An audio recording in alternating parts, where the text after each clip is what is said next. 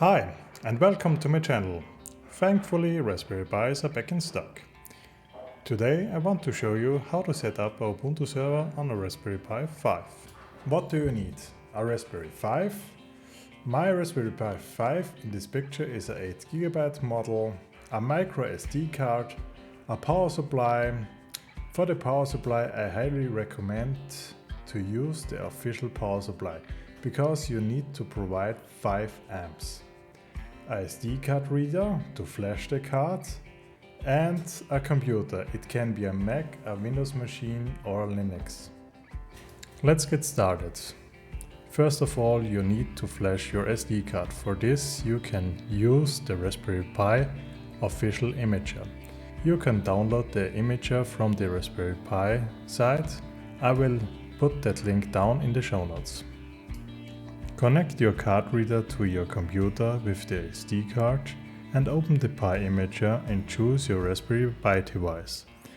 In my case, it's the Raspberry Pi 5.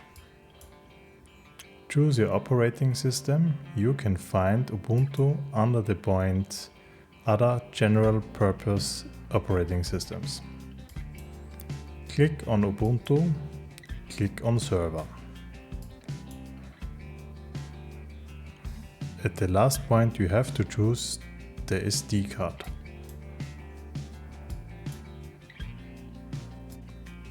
Now click on Next.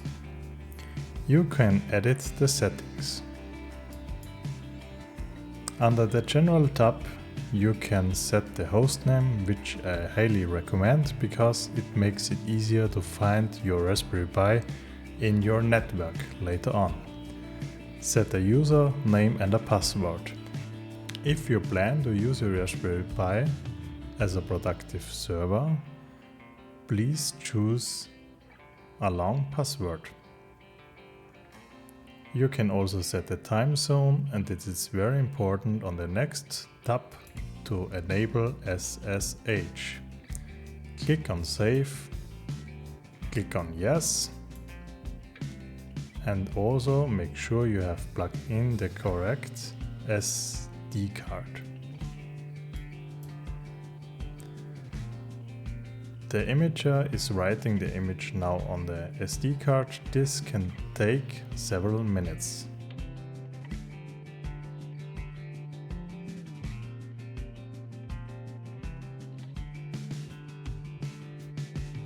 Put your SD card in your Raspberry Pi 5.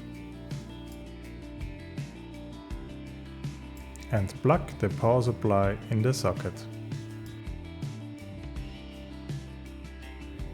To find your Raspberry Pi in your network, you can use different tools.